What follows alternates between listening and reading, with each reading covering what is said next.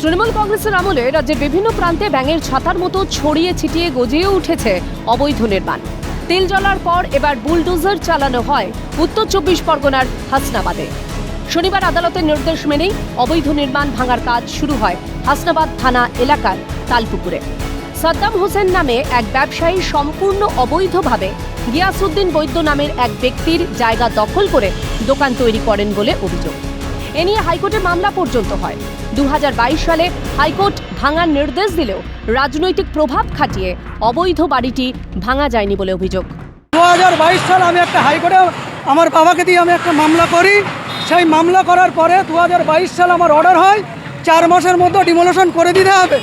কিন্তু তৎকালীন সরকার থাকার সময় এখানে আমি একাধিকবার প্রধানকে সবাইকে জানানোর পরে প্রধানকে প্রাইভেট রেসপন্ডেন্ট করে 7 নম্বর পার্টি করা হয়েছিল। প্রধানের ডাইরেকশন ছিল ভেঙে দেওয়ার জন্য 4 মাস। প্রধান ভাঙেনি, না ভাঙার পরে পুনরায় আমি প্রধানের এগনেস্টে কন্টেম্প ফাইল করি। কন্টেম্পের রুল ইস্যু হয়। সেই রুল ইস্যু হওয়ার ক্ষেত্রে প্রধান পার্সোনাল অ্যাপিয়ারেন্স হয়ে 3 মাস আমার কাছ থেকে সময় চাই। সেই সময় চাওয়ার পরেও উনি ভাঙেননি। অবশেষে বাংলার বুকে পদ্ম ফুটতেই বুলডোজার চালানো হয় অবৈধ নির্মাণে। নতুন গভর্নমেন্ট চেঞ্জ হওয়ার পরে পুনরায় আবার বুলডোজার চালানোর নির্দেশ হয়েছে কলকাতা হাইকোর্টের নির্দেশে। আজকে অ্যাডভোকেট ওমর ফারুক গাজী, তিনি আমার স্যার, তিনি আমার অভিভাবক, ওনার প্রচেষ্টায় আজকে এই বুলডোজার চলছেন। অবৈধ নির্মাণ ঘিরে একাধিক বিষয়ের উপর তোপ দাগেন আইনজীবী ওমর ফারুক গাজী। যারা অবৈধ ব্যবসার সঙ্গে জড়িত, বাংলাদেশের সঙ্গে অবৈধ ব্যবসার সঙ্গে জড়িত, যারা এখন কন্টিনিউয়াস চেষ্টা করছে যে রাজনৈতিক জামাটাকে বদল করে অন্য দলে ঢোকার, কিন্তু তাতে কি পরিস্থিতি হবে জানি না। কারণ এরাই হলো অত্যাচারী, বসিরহাটটা এরাই নোংরা করে রেখেছে।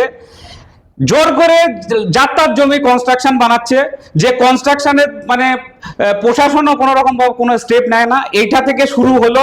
এরপরে আস্তে আস্তে বসিরহাট অঞ্চলে যা যা কনস্ট্রাকশন আছে, বেআইনি কনস্ট্রাকশন, এই সমস্ত অবৈধ লোকেরা করছে, অবৈধ লোক, এদের কোনো এডুকেশন নেই।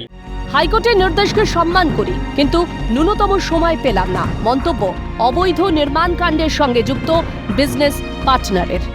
কলকাতা হাইকোর্ট নির্দেশ দিয়েছে, আমরা কলকাতা হাইকোর্টের রায়কে অবশ্যই সম্মান করি। হাইকোর্টের রায় আমাদের মানতে হবে, এটা বাধ্যতামূলক। তবে আমাদেরকে সময় না দিয়ে এটা করা হচ্ছে। কিন্তু আরেকটা প্রশ্ন, এটা ওনারা বলছেন 2022 সালের ব্যাপার। যদি 2022 সাল থেকে ইনলিগাল কনস্ট্রাকশন হয়ে থাকে, এটা 2026 সাল, 4 বছর কেন অ্যাকশন নিল না? এদিকে হাইকোর্টের নির্দেশ অনুযায়ী অবৈধ নির্মাণ ভাঙার কাজ শুরু হয়। উপস্থিত ছিল হাসনাবাদ থানার পুলিশ ও কেন্দ্রীয় বাহিনী।